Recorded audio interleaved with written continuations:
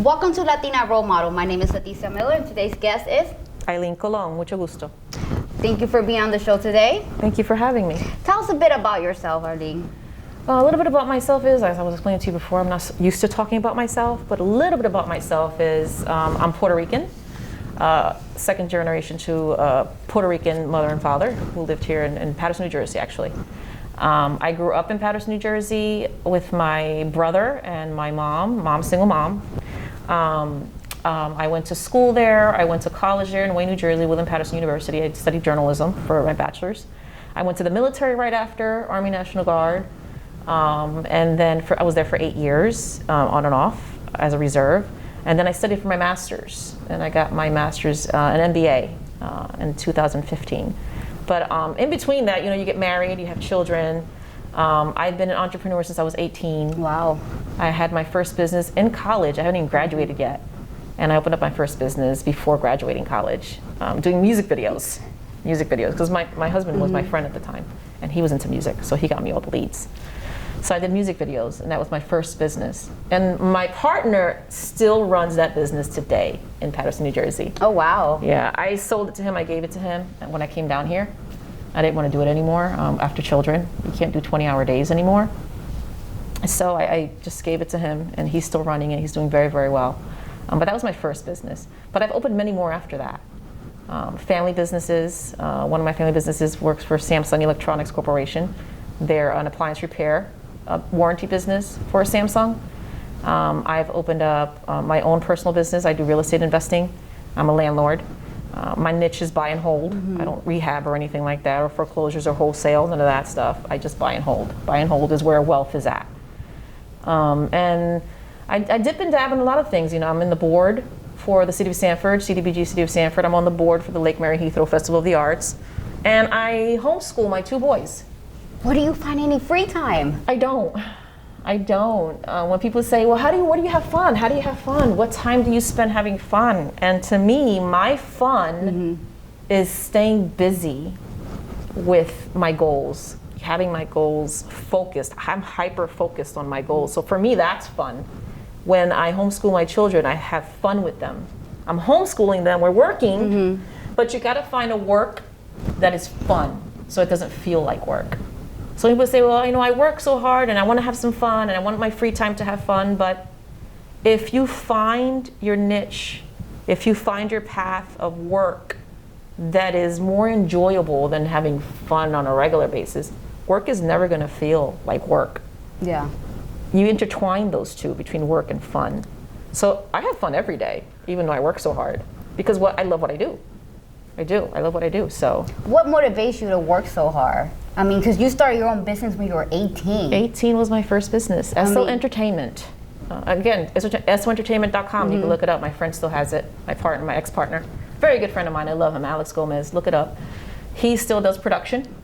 And we did that when I was 18, and I motivated him. He's Cuban, Cuban and Colombian, half Cuban and Colombian. And I motivated him to start his own business right before getting out of college, because I've always had an entrepreneurial mindset growing up. My father actually instilled that in me. I didn't know my father too well, but the little bit that I did spend with him, he had his own grocery, bodega, in the corner of Philadelphia.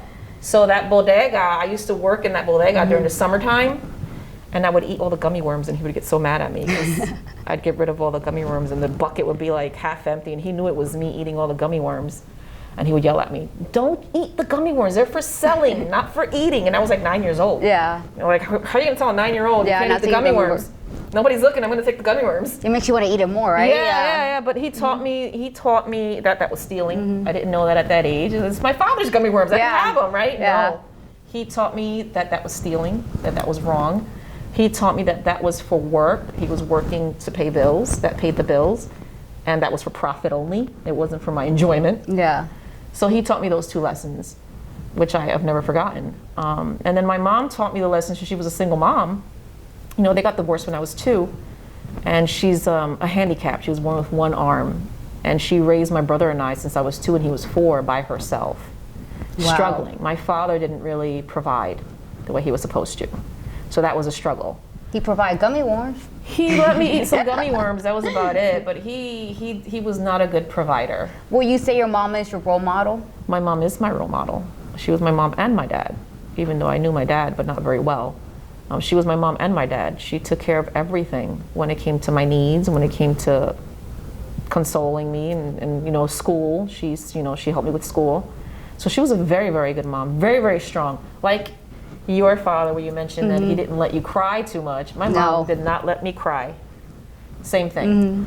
Crying was a sign of weakness. Same. Which I disagree with today, right? Yeah, Because yeah. you have to cry and let your emotions out. But growing up as a minority, especially Puerto Rican or Latina minority, our parents teach us how to be strong, and that was their way of teaching us how to be strong. Yeah. You know. What message will you give other Latina role models out there? Or any Latinas who wants to start their own business? Well, I've noticed that a lot of Latinas get stuck in what we call our culture, right? We were talking about machismo. A lot of the men in our culture have a lot of machismo. It's where they think that the woman's place is at home, taking care of children, taking care of the house. Cooking, cleaning, that's their place. And that culture needs to end with our generation. It's ended, with women's rights, and my mom always talks about she was a part of the women's rights movement and all that, because she was. But it's still in existence. That culture gets passed down from generation to generation for our women, our Latina women, and we tend to think that that's biblical, that that's what we have to do because that's what our parents told us that's what we should do, and our aunts do it, and our grandmothers have done it, and our sisters do it. But that's not rightful thinking anymore today at 2020. It's not the right way to think. If you want to be successful in life, you can't have people, especially family and husband. I mean, not that I want to break up any marriages, but you got to let the husband know in our culture that we are equal. And that's whatever you can do, I can do. And what I want to do isn't less important than what you want to do. And we have to collaborate and be a team. And so it takes that kind of mindset, and to be strong in that mindset and be, convicting in that mindset to really have an entrepreneurial mindset and move forward and be successful in life. I'm sure your husband's very intimidated by you. He is. My husband's Matrix, and he's Romeo Santos' music producer.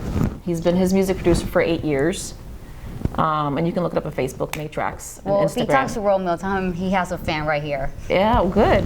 He has fans all over the world, but no one intimidates him. He is so hardcore. He's so street.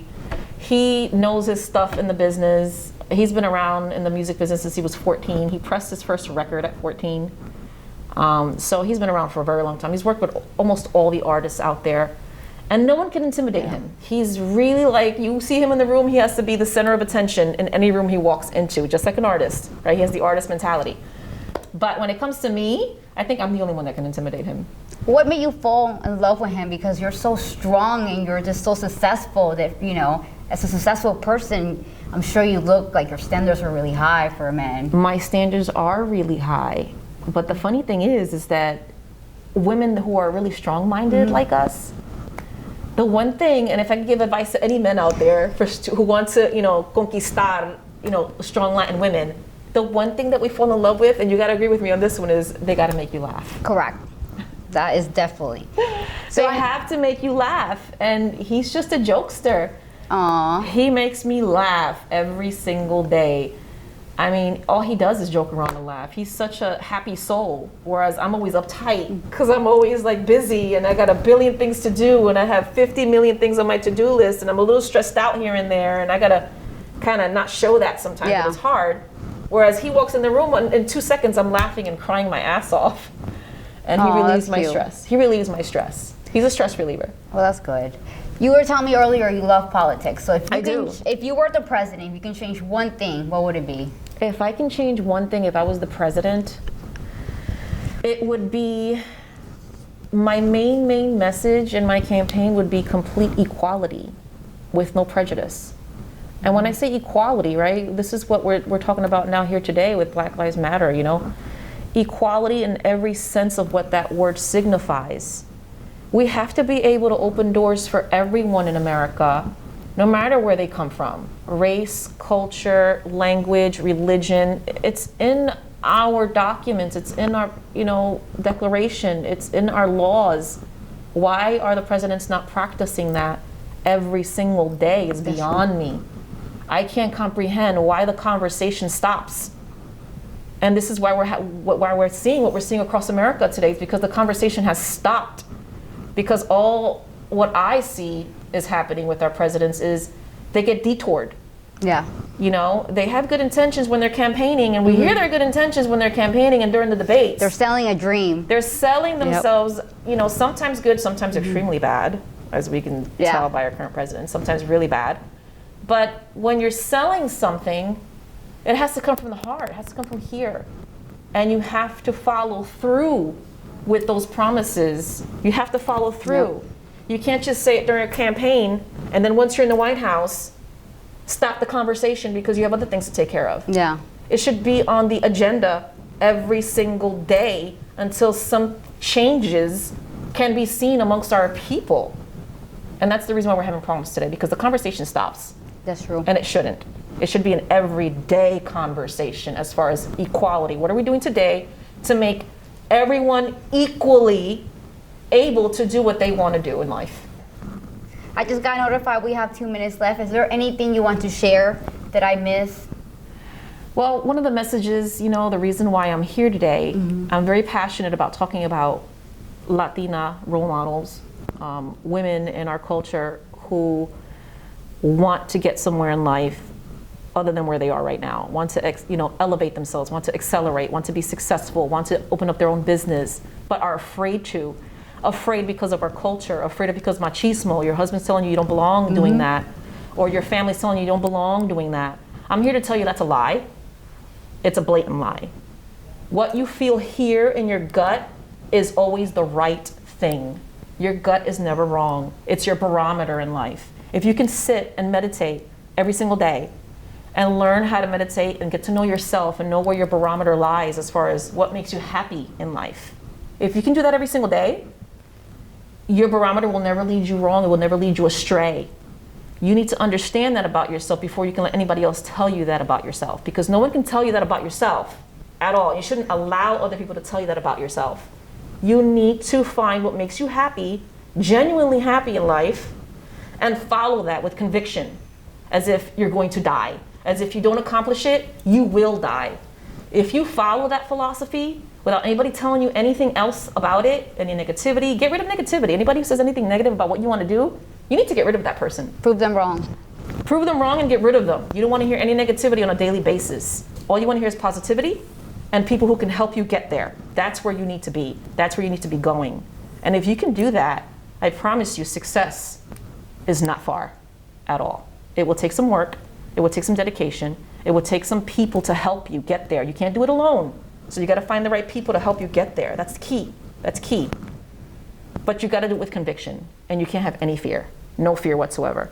Any fear whatsoever, and it will slow you down. And that's my advice. Thank you for that message. I want to thank you for being here today and taking your time. This is Leticia Miller with Latina Role Models.